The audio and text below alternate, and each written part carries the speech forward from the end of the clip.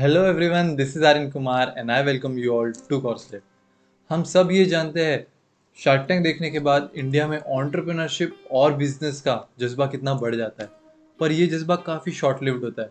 इसका रीज़न ये है कि वहाँ हमें बिजनेसेस देखने तो मिलते हैं, पर उनके पीछे की working, strategies, planning, finances, marketing, ये सब कैसे चलता है, ये हमें नहीं देखने मिलता। So to bring these things in front of you, Corslet launch कर रहा है अपनी first series, that is business x ray.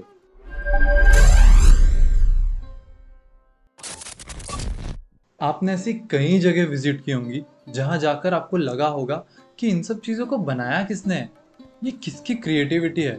तो आज जानते हैं एक ऐसे बिजनेसमैन को जिसका नाम आपने बहुत कम सुना होगा, पर उनके काम आप सभी ने देखे होंगे। नमस्ते। मैं दिलीप वैती, बाय प्रोफेशन कमर्शियल आर्टिस्ट।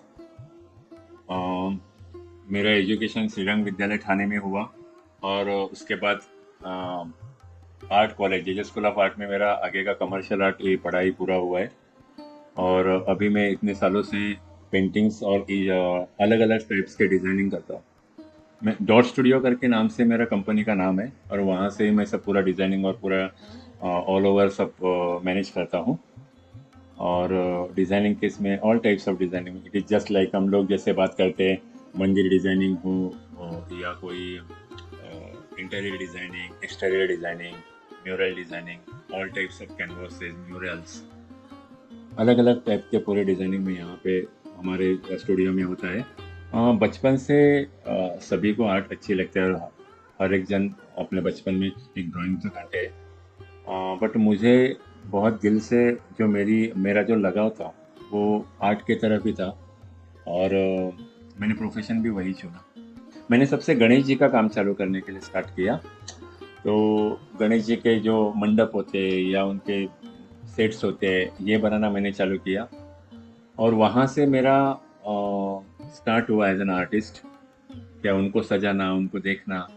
फिर स्टेप बाय स्टेप जैसे मैंने आपको बोला, फिर canvas paintings, then interiors, exteriors.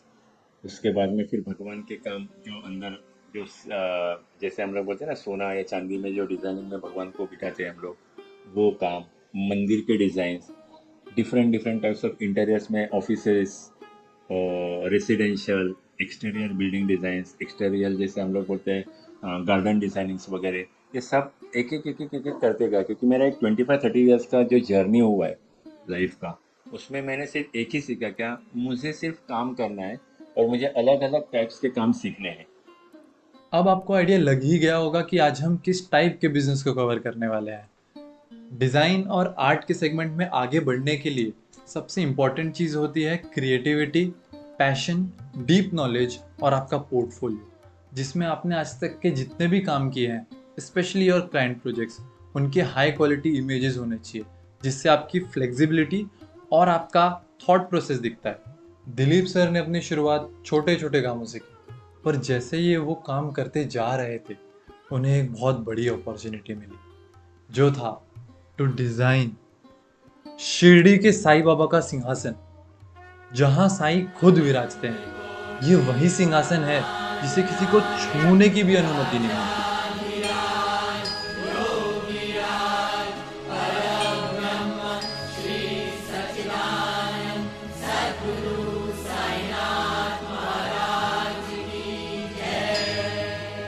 बाबा का सिंहासन का डिज़ाइन 2000 में बहुत, इससे कंपटीशन ही होता है कि अलग अलग डिज़ाइनर वहाँ पे उनके डिज़ाइन देते हैं और उसमें से कोई एक डिज़ाइन चूज़ होता है। लकीली मेरा डिज़ाइन वहाँ पे चूज़ हुआ और वो करने के लिए मौका मिला।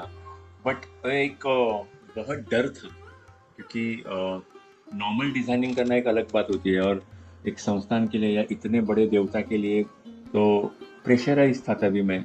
और कहते हैं ना, इमोशन से जब भी डिज़ाइनिंग बनते तो एक अलग ही उसका लुक होता है। तो बहुत बड़ी श्रद्धा से और बहुत इमोशन से वो मैंने डिज़ाइन किया था, क्योंकि मैं मेरी ज़िंदगी का सबसे बेहतरीन पल था वो, क्योंकि मैं वो बाबा के लिए काम कर रहा था। और डर इस बात का था, अगर मेरा डिज़ाइनिंग वहाँ पे सिलेक्ट नहीं होता है तो एक ऐसे भी था कि इतना बड़ा मौका है यार, वो मुझे नहीं मिलेगा ज़िंदगी में। एंड दैट मोमेंट मैं बहुत छोटा था, मैं कुछ 25-26 ईयर ओल्ड था। मुझे बहुत इतना एक्सपीरियंस ना था जितना आज मैं कर सकता हूँ किसी भी मंदिर के लिए काम। तो खुशी भी थी और कंफ्यूज भी था और डर भी था, सब कॉम्बिनेशन था वो टाइम। एक अलग सेटिस्फेक्शन था। मीन्स हम लोग जैसे बोलते हैं ना, शब्दों में हम लोग बयां नहीं कर सकते, क्योंकि खुशियाँ महसूस करनी होती है उसको। शब्दों में जब हम लोग शब्दों में हम लोग सिर्फ ना किसी को बता सकते, महसूस नहीं करा सकते हम लोग उसको। तो इसलिए ना, जब भी मैं आज भी इतने सालों के बाद भी जब मैं सोचता हूँ ना, तो एक अलग सी चेहरे के ऊपर मुस्कान होती है। क्या ये काम अपने पास से हुआ है तो, और बड़ी श्रद्धा से हुआ है। जैसे साईं बाबा का सिंहासन करने के बाद बहुत सारे मंदिरों का डिजाइन हुआ है उसके बाद में। जैसे एक्सटीरियर होता है, इंटीरियर होता है, चांदी का काम होता है, और गणेश जी के भी बहुत काम हुए।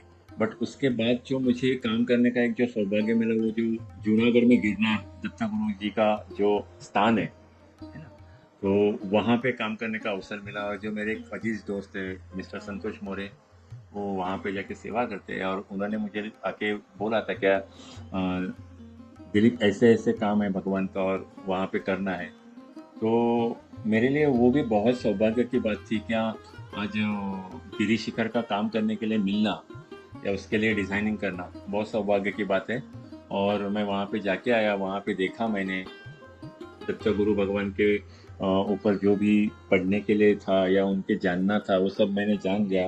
वो डिज़ाइनिंग के थ्रू जब हम लोग सीखने को मिलता है। मुझे हमेशा एक बात आपको सबको बोलनी है, जो आप सुन रहे हो, क्या आप कोई भी प्रोफेशन में हो, कोई भी चीज़ करते वक्त उसको सुनना, उसको जानना बहुत ज़रूरी होता है। उसके सिवा आप उसको 100% न्याय नहीं दे सकते। तो ये मेरी सबसे विनती है, अगर कोई स्टूडेंट सुन रहे हैं, तो आप कोई भी करेंगे, कोई भी प्रोफेशन में, तो आप उसको पहले जान लीजिए, उसको समझ लीजिए और फिर उसके ऊपर अप्लाई कीजिए। ऐसे मुझे बहुत दिल से लगता है।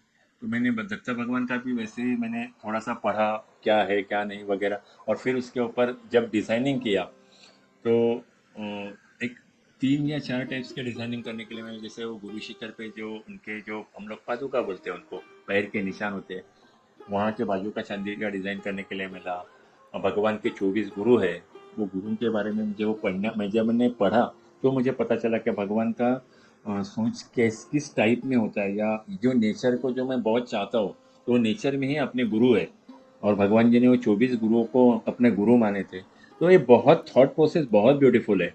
और जितनी लीनता से हो, जितने प्यार से हो, वो डिज़ाइनिंग करने के लिए मुझे मिला और मैंने वो की। तो दत्तगुरु भगवान के यहाँ का, जैसे मैंने आपको बोला, भगवान के पैरों का बाजू का चांदी का डिज़ाइन, 24 गुरुओं का डिज़ाइन, कलश जो अभी जो नया लगा है वहाँ पे वो डिज़ाइनिंग। अभी रिसेंटली लास्ट मंथ में हम लोगों ने जैसे वहाँ पे धुनी बोलते हैं दत्ता भगवान के यहाँ पे, तो वो धुनी के अंदर इनका भगवान का एक मूर्ति है 3 फुट का, उसको सजाने का अवसर मिला। उसके लिए हम लोगों ने 6 फुट का एक सिंहासन डिज़ाइन किया। तो ये बहुत ये सब बोलते वक्त बहुत खुशी होती है। क्या ये इतने बड़े देवस्थान के यहाँ का काम करने का मुझे अवसर मिला, भगवान की सेवा करनी मिली मुझे ये ज़िंदगी में। तो मैं बहुत शुक्रगुजार हूँ भगवान का। इनके कहने से ये समझा कि अगर आप किसी भी फील्ड में बिजनेस कर रहे हैं और आप क्लाइंट की रिक्वायरमेंट्स को स्टडी करके उस टॉपिक के बारे में रिसर्च करके अगर बहुत डिटेलिंग से काम करते हैं जो उस क्लाइंट की एक्सपेक्टेशंस को एक्सीड कर जाए, तो वहाँ आपका एक अच्छा रिलेशन डेवलप हो सकता है, which in turn leads to word of mouth marketing. Client से रिक्वायरमेंट्स मिलने के बाद किसी भी सर्विस या प्रोडक्ट की प्राइसिंग डिसाइड होती है। इनकी दो सर्विसेज है, एक है कमर्शियल, दूसरा है डिवोशनल आर्ट। तो इन्होंने किन फैक्टर्स पे अपनी प्राइसिंग डिसाइड की? कोई भी जब हम लोग आर्ट करते हैं, मैं एक मिसाल के तौर पे आपको बोलता हूँ, एक हम लोग कोई एक पेंटिंग करते हैं।